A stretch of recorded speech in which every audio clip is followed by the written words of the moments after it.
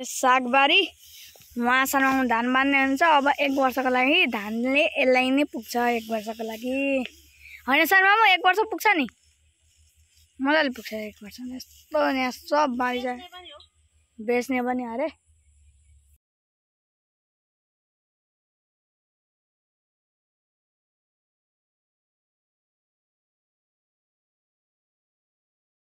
हे guys, good afternoon, welcome to my new blog. अब guys तपाईँ सबैजना एकदम सन्चै हुन्छ र म पनि एकदम सन्चै छु। अझै ट्याक लाएर भनेको 4 बजिसकेको छ। घाम यस्तो बवाला छ अलिअलि यहाँ शीतल भएको कारण, तर उहाँ पर चाहिँ अलिक घाम लागिरहेको छ।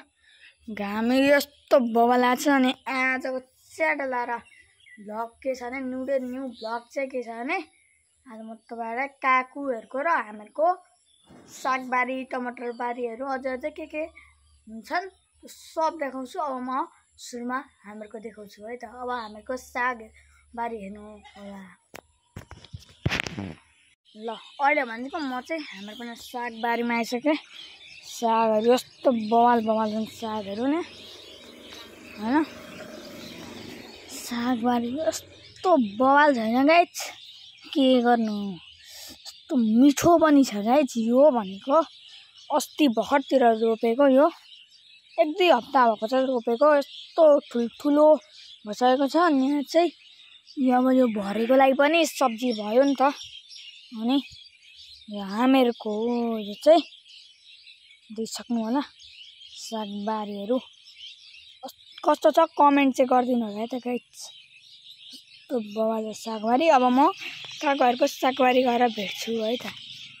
ल अहिले भनेको च्याडा लाएर म यहाँ काकाहरूको सागबारी आइसक्नु। यस्तो बवाल छ यहाँको झन् हामीहरूको भन्दा नि यस्तो बवाल छ। यहाँ पनि सेम हो गाइज, 1-2 हप्ता भयो रोपेको। यत्रो ठुल्ठुलो हाँगा भइसक्यो। यहाँ चाहिँ तिल रोकेको छरेको छ, अहिले उम्रिएको छैन। यहाँ भनेको चाँडा सागबारीहरू यस्तो बवाल छ गाइज। यो पनि मैले खाएको थियो। यस्तो यो झन् ओभर दामी छ।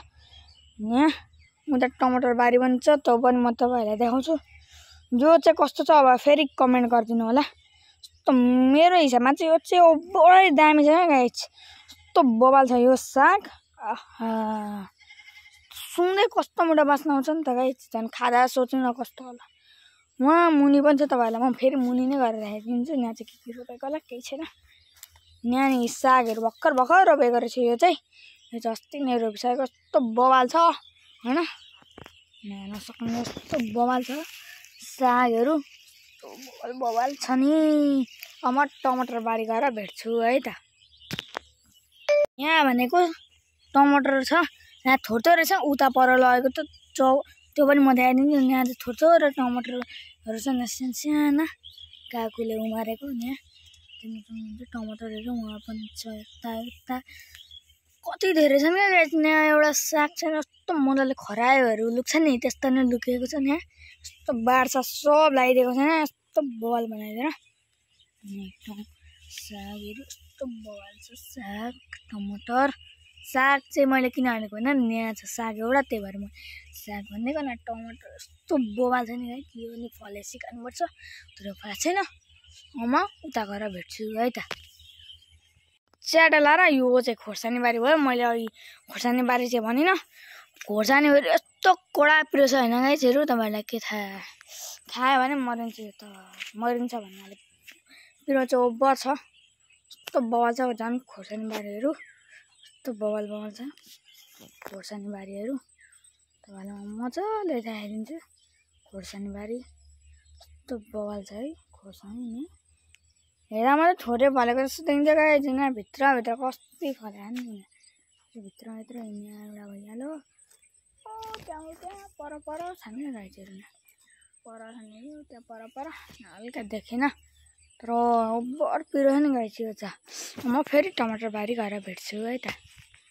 ल यो चाहिँ सानोमा म हेरेर काकुले रोप्नु भएको यो टमाटर यस्तो बवाल छ टमाटर। यहाँ अझै कति छन् नि गाइजहरू टमाटर राम्रो। यो चाहिँ सानोमामले लगाएको अरे, उहाँबाट भनिदिन्छ मलाई। हाई गरिदिनु सानो, उहाँ सानोमाम हुन्छ। यहाँ यस्तो बवाल बनाएको छ है टमाटर। यस्तो दामी खेती लाउन आँटेको छ। यहाँ उहाँ बुवा अझै मिलाउँदै हुन्छ उहाँ गएर हैन। म बुवासँग अन्तर्वार्ता लिन्छु है त बुवाले के गर्नुभएको त्यहाँ यस्तो बवाल छ टमाटर म बुवाबाट गएर भेट्छु बुवाले काम गर्दै हुन्छ बुवा यो के गर्नुभएको म यहाँ धनिया छर्दैछु है ल बुवाले नि धनिया छर्दै हुन्छ धनिया चाहिँ ट्याक लाएर यहाँ छ धनिया आम्बो बुवाको धनिया नि खाने बुवाले चाहिँ हल्का कान सुन्नु हुँदैन त्यही पनि केही छैन म ढालिरहेको छ यहाँ छ यो चाहिँ म यो भिडियोलाई यहीँ नै एन्ड गर्छु so thank you for watching bye by